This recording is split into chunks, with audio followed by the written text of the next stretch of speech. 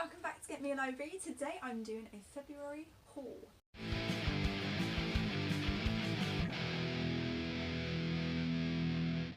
So this is literally just books that I've brought in February. So if you have me on Instagram, you would have seen in my stories the 4 books that I've brought, and if you want to know a little bit more detail, that's why I'm kind of doing this video. So in no order of what I've brought, it's just the order that I've just put here in a pile. These are the books that I've brought in February. So the first book is Two Can Keep a Secret, and this is by Karen McManus. And I read her book, One of Us is Lying, and I absolutely loved it. I got it in my Schoolroom Scandals box from Book Box Club, and this was back in, well, 1, 2, 3, 4, 5, 6, 7, 8, 9, 10, 11, 12, 13, 14, 15, 16, 17, 18, 20 months ago. I think that was like my 4th box that I ever got from them, and I absolutely loved that book so much. More of like a contemporary YA book. It doesn't have any fantasy in it or anything. It's based in a school. So Two Can Keep a Secret. 2 dead homecoming queens, 5 years later, is the killer back? So it's the same vibe. So when I saw this, because I'd seen someone post this on Instagram, and I was like, oh my god, that looks so much like One of Us is Lying. I realised it was by the same author. It looks exactly the same, like the way that the front cover is. I'll show you. Okay, and it's got the sprayed edges. This is the first of a book that I ever got that had sprayed edges. So it looked very much similar. So I was like, oh, okay. Then I saw that she has got a sequel to this book, which I am so excited for. It didn't really have a cliffhanger. It didn't have any reason for there to be a second one, so I'm really excited. I'm just hoping that the 2 characters that ended up together at the end will stay together, but there's obviously more things that can expand from it, so I'm excited to know more about that one. I will link my review here so you can see that for this book, just in case you haven't seen it yet. Okay, so Two Can Keep a Secret. Echo Ridge is Reading. The picturesque town, nestled near the Canadian border, experienced its first tragic loss in 1995 when a schoolgirl senior, Sarah Corcoran, vanished while walking home from the library. Then 5 years ago, homecoming queen Lacey Kilduff was found dead in the aptly named Murderland Halloween Park. Now the killer claims to be back.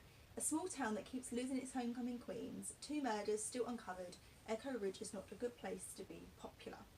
So I've read a little bit more about it on Goodreads, and this girl she basically goes to live with her grandmother, and it's her mother's sister who went missing. She's one of the homecoming queens.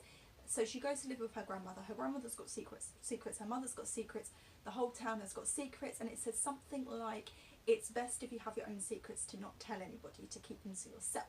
So I really like this. It's like a YA mystery thriller kind of styled book, and the sprayed edges just look amazing next to my One of Us is Lying. I'm excited to see what the colour is going to be for this one on the next book. So yeah, that is the first book that I got so far this month, and I'm planning on reading them this month as well. This is sort of like a haul, but it's also a book that I want to read this month. So far I've only got the 2 books that I want to read, but this has now been added, so yeah. The next book that I brought is School Spirits, and this is by Rachel Hawkins. For those of you that have been watching my videos, I mention Hex Hall quite a bit in some of the tags and, you know, mentions of old books that I have read. So it's part of the Hex Hall trilogy, except this is not about the characters from that book, but it's about one of the characters' cousins, which is this girl here. So Izzy is a monster hunter basically, so she's been told throughout her life that you have to go and hunt these witches and demons and all these other characters and supernatural beings, so that's always been her life. She then starts to see them in a different way when you see her in the 3rd book in Hex Hall. So that's what this one is about. I have been trying to find this book for months and months since I literally read that book. I was so excited about this, but I couldn't find it anywhere. I couldn't find it on Kindle, I couldn't find it on Amazon or eBay. I found it on Book Depository, and then I found it on eBay, but it was about £15, and a book like this is normally about £5.99 to £7.99. The only time I would ever spend that much money on a book is if it was signed and it was a hardback and it had sprayed edges, or there was something extra amazing about it, no matter how much I wanted to read it.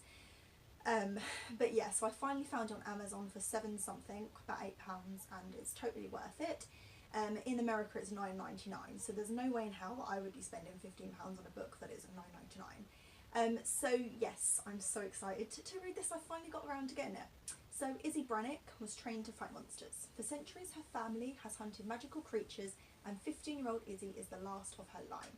But when her older sister vanishes without a trace, Izzy's mum decides that they need to take a break from Brannick's old calling. As Izzy and her mum move to Adobe, Mississippi, however, they discover a town is not as normal as it appears.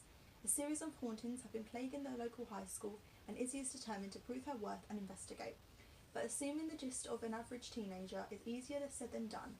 First, her clothes are all wrong. Second, what are these things called friends? Third, there's a boy named Dex making her heart skip. But not in a bad way, so that's weird. Izzy's training has taught her to never get attached, but she doesn't know if she can solve the case alone. Can she trust her new friends to find the secret behind the hauntings before many people get hurt? So just quickly, they have lived in this place where it's just females, so she's never she's met men and guys before, but they don't live with the men. It's sort of like the Amazons. The men live somewhere else, where her dad and whatever. So it's very different for her to now suddenly be in a school with guys.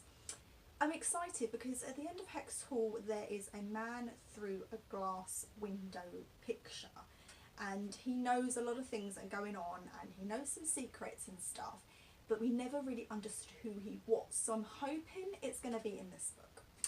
So that is the second book that I brought in February. The third book, I am so excited, is The 10th Kingdom. So I love the TV series. It's on YouTube at the moment, and I've been watching it and I love it. I have it on DVD. It's one of my favourites. And then I found out it was a book. Now at the very end of the TV series, Virginia says that basically there's another story. We have to go back to the 10th Kingdom. She's expecting a cub, and with wolves they don't normally just have one. And that was it.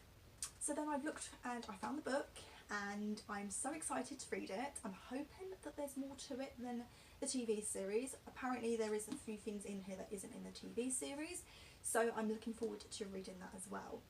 So The 10th Kingdom is a contemporary drama set in a world where fairy tales, folklore and traditional myths come to life.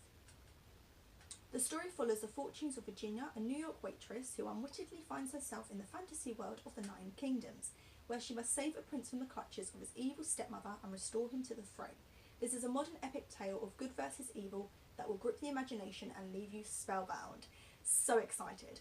I don't know whether to review this in like a live kind of thing, not live, but like a vlog.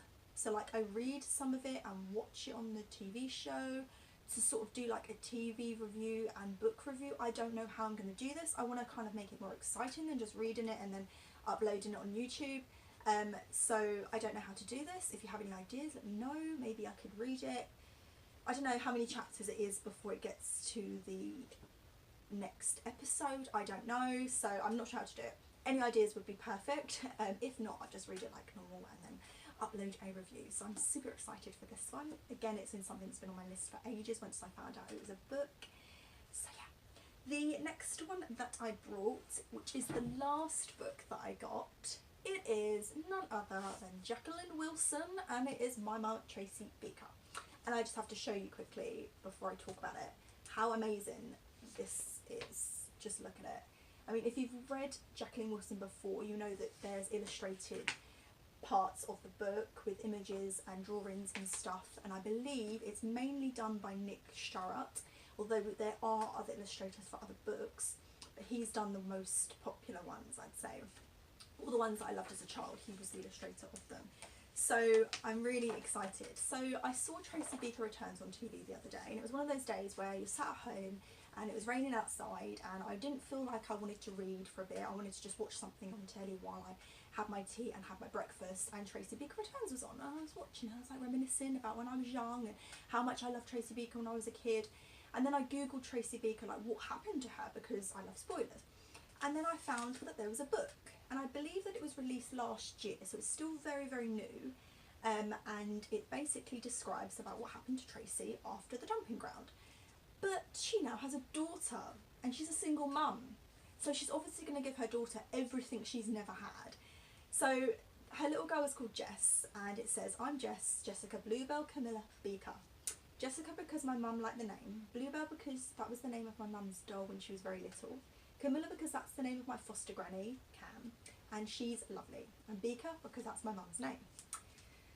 I look very much like my mum, apart from my glasses, but my mum's loud and funny and isn't scared of anything. I'm much quieter and I worry about things. Jess and Tracy Beaker are the perfect team. Jess thinks Tracy's the best mum ever, even when Tracy shouts at her teachers. Tracy is fun and daring, and she also works hard to give Jess the family home she so desperately wanted when growing up in the dumping ground. Their flat might be a bit mouldy, but it's their happy home. But when Sean Godfrey, Tracy's rich new boyfriend, comes to the scene, Jess is worried that things are going to change. What if Sean wants to turn Jess's brilliant mum into a new person altogether? Sean's tongue-tied. Sean's superstar mansion and fancy cars might be Tracy's dream, but maybe the Beakers' home was right in front of them all along. Jacqueline Wilson's funniest, fierce and most beloved character, Tracy Beaker, is starting a brand new chapter in this fantastic story for fans old and new. So I'm really excited to read this. I'm kind of reading it along Throne of Glass at the moment. I'm only in the first chapter though, because it's kind of too big to carry around with another book. I literally need a whole book bag like I did at school. But yeah, so this is my haul for February. I'm so excited for all of them, and I really, really want to read them as soon as possible. I think I'm going to try and read this one first. Probably going to go to maybe Two Can Keep a Secret, so it's a kind of different genre, and then I'm probably going to try and read School Spirits and 10th Kingdom because that's the biggest one. So yeah, that's what I got in February. Obviously I don't know about my Book Box Club and Fairy Lit boxes just yet. I don't plan on buying any more books. So yeah, that's what I got. Let me know in the comments below about my question about how to do the 10th Kingdom. Maybe you have an idea of how to do it the best way. Yeah, and I'll see you guys soon. Bye.